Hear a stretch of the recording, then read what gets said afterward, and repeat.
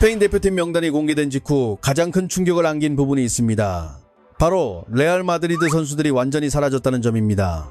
카르바할, 카레라스, 디나위를 포함한 선수들까지 모두 제외되면서 이번 스페인 국가대표 안에는 레알 소속 스페인 선수가 단 한 명도 이름을 올리지 못했습니다. 그런데 더 놀라운 장면은 따로 있습니다. 이런 상황에서도 지금 스페인은 오히려 세계 축구 최정상 대표팀으로 평가받고 있다는 사실입니다. 현재 ESPN 월드컵 파워랭킹에서는 당당하게 1위를 차지하고 있고 각종 베팅 업체들이 산정한 우승 배당에서도 가장 높은 평가를 받고 있습니다. 여기에 옵타 슈퍼컴퓨터가 예측한 월드컵 우승 가능성 역시 17%로 전체 국가 가운데 가장 높은 수치입니다. 이 흐름은 갑자기 나타난 현상이 아니었습니다. 2024년 6월 이후 스페인은 꾸준하게 상승세를 유지해왔습니다. 네이션스리그에서는 포르투갈을 상대로 승부차기까지 이어지는 치열한 경기 끝에 준우승을 기록했습니다. 그리고 2025년 콜롬비아전 이후에는 30경기 이상 패배를 허용하지 않으며 A매치 최다 무패 기록까지 새롭게 작성했습니다. 그렇다면 왜 지금 스페인이 북중미 월드컵 우승 후보 가운데 가장 앞에 서 있는 것일까요? 사실 현재 스페인 대표팀은 과거 황금 세대처럼 이름만으로 상대를 압도하는 느낌은 아닙니다. 2008년부터 2012년까지 이어졌던 시대를 떠올려보면 사비, 이니에스타, 부스케츠가 있었고 공격에는 비아와 토레스, 파브레가스가 자리했습니다. 수비 라인에는 푸yor, 피케, 라모스가 버티고 있었으며 마지막에는 카시아스까지 있었습니다. 그 시절 스페인에는 세계 최고 수준 선수들이 줄지어 모여 있었습니다. 반면 지금 대표팀은 로드리와 야말 정도를 제외하면 절대적인 슈퍼스타 집단처럼 보이지 않습니다. 하지만 여기서 핵심은 따로 있습니다.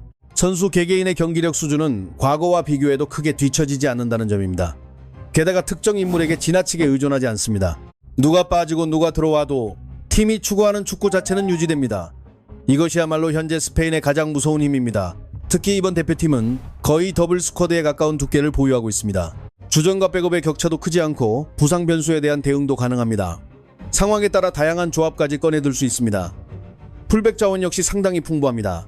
미드필드 구성은 사실상 끝없이 조합이 가능합니다. 짧은 토너먼트에서는 이런 요소가 엄청난 힘이 됩니다. 골키퍼부터 보면 우나이 시몬이 가장 유력한 주전 후보입니다.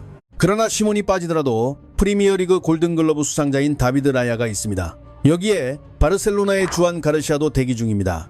측면 수비진도 마찬가지입니다. 주전 라인업에서는 쿠쿠레아와 마르코스 요렌테가 예상됩니다. 그리고 벤치에는 그리말도와 페드로 포로가 버티고 있습니다. 특히 스페인이 매우 강한 부분은 센터백 라인입니다. 현재 예상되는 주전 조합인 라포르테와 쿠바르시는 세계 최상위 수준의 빌드업 능력을 보유하고 있습니다.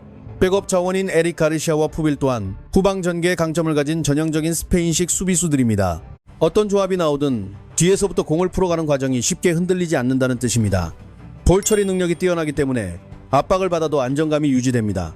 탈압박 역시 훨씬 수월합니다. 하지만 개인적으로 스페인의 진짜 중심축은 미드필더 라인이라고 생각합니다. 발롱도르 수상자인 로드리를 시작으로 페드리, 가비, 파비안 루이스, 수비맨디, 메리노, 올모까지 이어집니다. 기술, 탈압박, 활동량, 전술 이해도, 현대 축구에서 요구하는 거의 모든 요소를 최상급 수준으로 갖춘 선수들입니다. 더 무서운 부분은 선수마다 색깔이 다르다는 점입니다. 공격 성향을 강화하고 싶다면 로드리를 중심으로 두고 페드리와 파비안 루이스를 함께 배치할 수 있습니다. 반대로 올모나 가비를 활용해 역동성을 높일 수도 있습니다. 균형이 필요하면 수비맨디와 로드리의 더블 볼란치도 가능합니다. 상대 성향에 따라 점유율이 중요할 때, 압박이 필요할 때, 역습을 노릴 때, 밸런스를 우선할 때 모두 다른 그림을 만들 수 있다는 이야기입니다. 그리고 이런 운영이 가능한 가장 큰 이유는 결국 로드리입니다. 압박 속에서도 쉽게 흔들리지 않습니다. 경기 템포를 조절하고 수비 균형을 맞추며 필요할 때는 전진 패스까지 연결합니다. 그래서 스페인은 센터백과 중원으로 이어지는 중심축이 굉장히 단단합니다. 경기 흐름이 쉽게 무너지지 않는 이유도 여기에 있습니다. 물론 약점이 없다는 이야기는 아닙니다. 가장 자주 지적받는 부분은 최전방 9번 자리입니다. 현재는 이글레시아스를 제외하면 정통 스트라이커 자원이 부족하다는 평가가 계속 나오고 있습니다. 그런데 이 문제가 치명적인 수준인지는 조금 다르게 볼 필요가 있습니다. 지금 우승 후보 국가들 가운데 완벽한 정통 9번 공격수를 보유한 팀은 생각보다 많지 않습니다. 케인이 있는 잉글랜드, 그리고 아르헨티나의 훌리안을 제외하면 확실한 전통형 공격수는 많지 않습니다. 프랑스조차 지루 은퇴 이후 음바페가 최전방 역할을 수행하고 있습니다. 게다가 스페인은 원래부터 한 명의 스트라이커에게 의존하는 팀이 아닙니다. 오히려 유기적으로 움직이는 공격 구조에 훨씬 가깝습니다. 그리고 그 중심에는 오야르사발이 있습니다. 비아나 토레스 같은 과거 골게터들과 비교하면 이름값은 다소 약할 수 있습니다. 전형적인 타깃형 공격수도 아닙니다. 하지만 대표팀에서는 꾸준히 결과를 만들어내고 있습니다. 2025년 이후 대표팀 기록만 봐도 11경기에서 11골과 도움 6개를 기록했습니다. 유럽 결승전에서는 결승골까지 넣었습니다.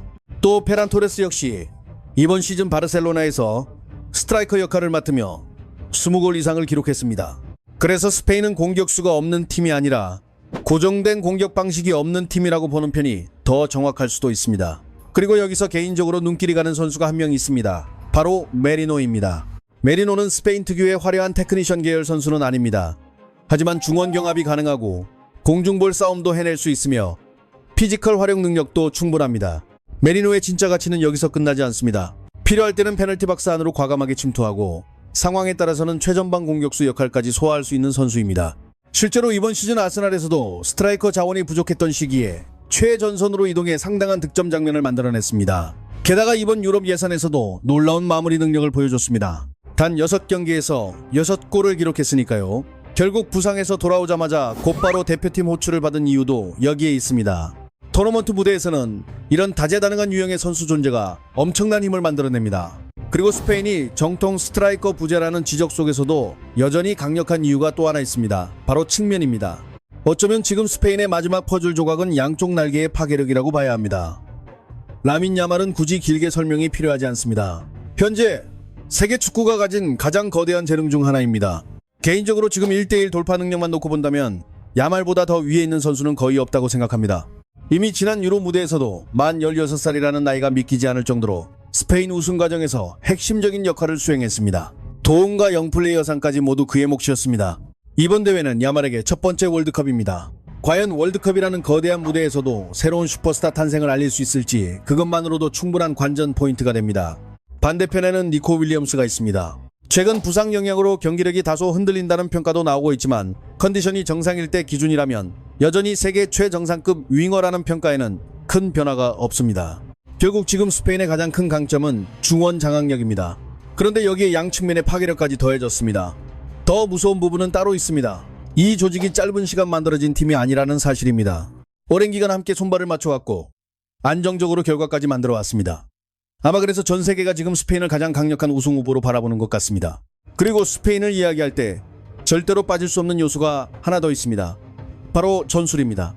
많은 사람들이 스페인을 떠올릴 때 가장 먼저 생각하는 단어가 있습니다. 짧은 패스를 끝없이 이어가는 티키타카입니다. 극단적인 점유율 축구, 그리고 끊임없이 이어지는 짧은 패스 연결. 어느 순간부터 티키타카는 스페인 축구 그 자체를 상징하는 단어가 됐습니다. 실제로 2010년 남아공 월드컵 우승 당시 평균 점유율은 66%를 넘었습니다. 유로 2012에서도 우승 당시 60% 이상을 유지했습니다. 그리고 2008년부터 2012년까지 메이저 대회 3연패. 당시에는 스페인의 시대가 오랫동안 이어질 것처럼 보였습니다. 하지만 진짜 문제는 그 다음부터 시작됐습니다. 스페인이 침체기에 접어든 이후에도 선수 구성은 크게 달라졌지만 경기 스타일만큼은 거의 변화하지 않았습니다. 계속해서 볼을 소유했지만 축구라는 스포츠는 조금씩 다른 방향으로 진화하고 있었습니다. 러시아 월드컵에서도 러시아를 상대로 점유율 74%를 기록했습니다. 그러나 결과는 승부차기 패배였습니다. 유로 2020에서도 평균 점유율 67%를 유지했지만 정상에 오르지는 못했습니다. 그리고 이 문제가 가장 극명하게 드러난 순간이 카타르 월드컵이었습니다. 일본전 기억하실 겁니다. 당시 스페인의 점유율은 무려 82%였습니다. 하지만 결과는 역전패였습니다. 모로코와의 16강전도 마찬가지였습니다. 77%의 점유율, 1000개 가까운 패스를 기록했습니다. 그런데 유효 슈팅은 단 하나에 불과했고 결국 16강에서 무너졌습니다. 당시 언론의 비판도 상당히 거셌습니다. 스페인이 축구를 하는 이유가 득점이 아니라 공 점유 자체인 것 같다는 이야기까지 나왔습니다. 그만큼 팀이 티키타카라는 틀 안에 지나치게 갇혀있다는 의미였습니다. 하지만 지금의 스페인은 완전히 다른 팀입니다. 데라푸엔테 체제가 시작되면서 가장 큰 변화는 점유율 집착에서 벗어났다는 점입니다. 지금의 스페인은 오래 공을 들고 있는 팀이 아닙니다. 오히려 공을 가장 효율적으로 사용하는 팀에 가깝습니다. 핵심은 세 가지입니다. 빠른 전진성, 강력한 전방 압박, 그리고 측면 자원 활용 극대화입니다. 과거 스페인이 갖고 있던 기술적 장점 위에 효율성과 경기 지배력이 더해졌다는 평가를 받는 이유입니다. 실제로 유로 2024에서 스페인의 평균 점유율은 58%까지 내려왔습니다. 아이러니하게도 경기력 평가는 오히려 더 좋아졌습니다. 불필요한 점유율을 과감히 버렸기 때문입니다. 유로 당시 다른 팀들이 골키퍼부터 짧게 연결하려 할 때 스페인은 누구보다 긴 패스 활용과 빠른 전환에도 능숙한 모습을 보여줬습니다. 대표적인 사례는 크로아티아전이었습니다. 그 경기에서 스페인의 점유율은 46%였습니다. 과거 스페인 기준으로 보면 거의 절반 수준까지 떨어진 수치였습니다. 그런데 결과는 3대0 완승이었습니다. 이제는 공을 오래 돌리는 대신 공을 잡는 순간 빠르게 앞으로 전개했습니다. 그리고 양쪽에서는 야말과 니코 윌리엄스의 속도를 최대한 활용했습니다. 이 변화 중심에는 데라푸엔테 감독이 있습니다. 그의 강점은 단순한 전술 능력 하나에 있지 않습니다. 오히려 선수단 통합과 분위기 관리 능력이 더 높게 평가됩니다.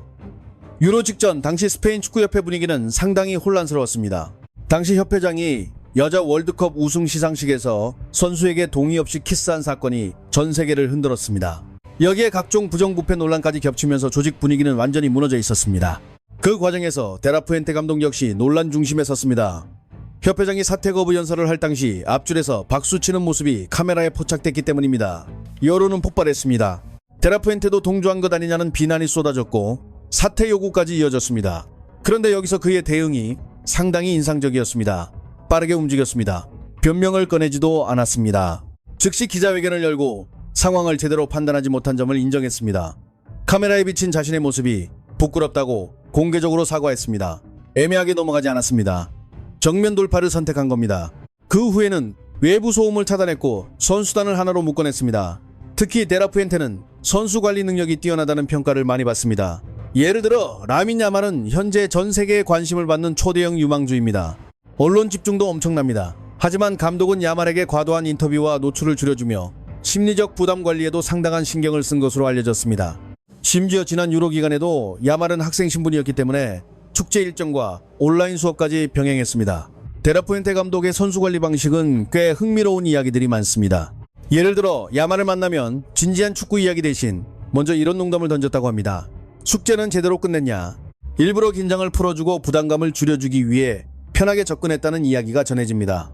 또 가비가 큰 부상을 당했을 당시에도 직접 밤늦게까지 연락하며 정신적으로 버틸 수 있도록 챙겨줬다는 일화 역시 널리 알려져 있습니다. 그런데 사실 데라푸엔테가 가진 가장 강력한 무기는 또 따로 있습니다. 그는 하루아침에 성인 대표팀을 맡은 감독이 아닙니다. 오랜 기간 스페인 19세 이하 대표팀, 21세 이하 대표팀, 그리고 올림픽 대표팀까지 차례로 이끌어왔습니다. 바로 이 부분이 중요합니다. 지금 스페인의 핵심 선수 상당수를 이미 오래전부터 직접 지도해왔다는 의미이기 때문입니다. 페드리, 올모, 파비안 루이스, 메리노, 시몬까지 감독은 선수들을 누구보다 잘 이해하고 있습니다. 그리고 선수들 역시 감독이 추구하는 축구를 이미 몸에 익힌 상태입니다. 그래서 지금 스페인은 국가대표팀인데도 마치 한 클럽팀처럼 움직인다는 평가를 받고 있습니다. 여기에 또 하나 눈여겨볼 요소가 있습니다. 바르셀로나 출신 선수들의 비중이 상당히 크다는 점입니다.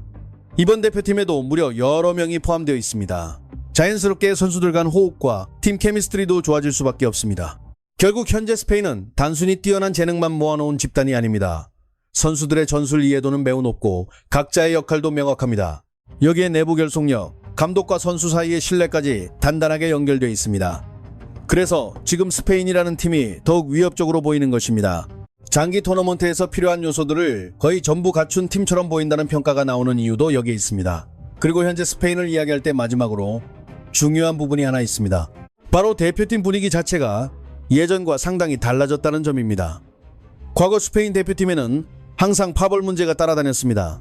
특히 레알 마드리드와 바르셀로나, 그리고 카스티아와 카탈루냐 지역 정서까지 뒤섞이며 내부 결속이 완전하게 이루어지지 못했던 시절이 있었습니다. 실제로 당시에는 레알 소속 선수들과 바르셀로나 주장 카시아스, 푸열이 따로 대표팀 식사 자리까지 마련하고 개인적인 관계를 만들며 팀을 하나로 묶기 위해 노력했다는 이야기가 매우 유명합니다. 하지만 그 시대를 지나 지금은 완전히 다른 분위기가 만들어졌습니다. 현재 대표팀 중심 세대는 이른바 젠지 세대입니다. 정치적 배경이나 지역 문제 때문에 팀워크가 흔들리는 경우가 거의 없습니다. 오히려 음악을 틀고 함께 춤을 추며 자유롭게 어울리는 문화가 자연스럽게 자리 잡았습니다. 이런 분위기 속에서 대표팀 전체가 더 편안하고 유연해졌다는 평가를 받고 있습니다. 특히 야말과 니코 윌리엄스처럼 이민자 배경을 가진 선수들이 대표팀 핵심으로 성장하면서 과거보다 훨씬 개방적인 환경이 형성됐습니다. 생각보다 이런 부분은 엄청 중요합니다. 월드컵 같은 단기 대회는 의외로 분위기가 경기력을 좌우하는 경우가 많기 때문입니다. 그리고 이번 월드컵에서 스페인이 유리하다는 평가를 받는 이유는 또 있습니다. 바로 대진과 환경 조건입니다. 현재 스페인은 H조에서 우루과이, 카보베르데, 사우디아라비아와 함께 묶여 있습니다. 물론 우루과이가 까다로운 상대라는 점은 분명합니다. 하지만 전성기 시절처럼 압도적인 느낌은 이전보다 약해졌다는 평가도 있습니다. 나머지 두 팀과 비교하면 스페인과의 전력 차이 역시 꽤 크다는 시선이 많습니다. 이 말은 곧 스페인 입장에서 조별리그 단계에서 체력 안배와 로테이션 운영 여유가 충분하다는 뜻이기도 합니다. 더 중요한 부분도 있습니다. 토너먼트에서 조 1위를 차지할 경우 프랑스나 잉글랜드 같은 최상위 강호를 준결승 이후에 만날 가능성이 높다는 점입니다. 월드컵은 단순히 누가 강한가만 중요한 대회가 아닙니다. 언제 만나는가, 누구를 피하는가 역시 엄청난 변수입니다. 환경도 스페인에게 꽤 긍정적으로 보입니다. 스페인은 애틀랜타에서 카보베르데와 사우디아라비아를 연속으로 상대합니다. 이 두 경기 모두 이동거리 부담이 거의 없습니다. 경기 장소 역시 벤츠 스타디움 동구장에서 치러집니다. 이번 북중미 월드컵은 긴 이동거리, 기후 차이, 체력 관리, 고지대 변수까지 다양한 요소가 영향을 줄 것으로 예상되고 있습니다. 그런데 개인적으로 현재 스페인의 가장 큰 강점은 멘탈리티라고 생각합니다. 특히 승리 경험에서 오는 자신감입니다. 현재 대표팀 선수들 대부분은 이미 유로 2024 우승을 경험했습니다. 젊은 선수들이 많기 때문에 경험이 부족할 것처럼 보일 수 있습니다. 하지만 실제로는 최근 메이저 대회를 우승해본 선수들입니다. 이 차이는 굉장히 큽니다. 토너먼트는 결국 압박감과의 싸움입니다. 우승을 경험한 팀은 위기 상황에서도 쉽게 흔들리지 않습니다. 실제로 현재 스페인은 경기 흐름이 꼬여도 이전보다 훨씬 안정적이라는 평가를 자주 받고 있습니다.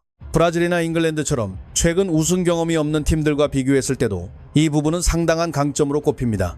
물론 선수 이름값만 보면 브라질이 더 화려해 보일 수도 있습니다. 잉글랜드 역시 비슷합니다. 하지만 지금 스페인은 단순한 스타 집합체가 아니라 매우 안정적인 조직형 팀이라는 평가를 받고 있습니다. 결국 토너먼트에서는 재능만큼 중요한 것이 있습니다. 흔들리지 않는 분위기, 안정감, 그리고 팀 전체의 균형입니다. 그리고 많은 사람들이 지금 스페인을 그 완성형에 가장 가까운 팀으로 바라보고 있습니다. 지금 스페인이 북중미 월드컵 최강 우승 후보로 거론되는 이유도 명확합니다. 전술은 현대적으로 진화했습니다. 미드필더 수준은 세계 정상급입니다. 세대 교체에도 성공했고 선수층은 두텁습니다. 대표팀 분위기도 안정적입니다. 감독과 선수단 관계 역시 탄탄합니다. 최근 메이저 대회 성적도 매우 좋습니다. 그리고 가장 큰 변화가 있습니다. 이제 스페인은 단순히 아름다운 축구를 하는 팀이 아닙니다. 이기는 방법을 배운 팀에 더 가까워졌습니다. 물론 변수는 남아 있습니다. 가장 강력한 무기인 야말과 니코가 최근 부상 영향으로 아직 100% 컨디션은 아니라는 점입니다.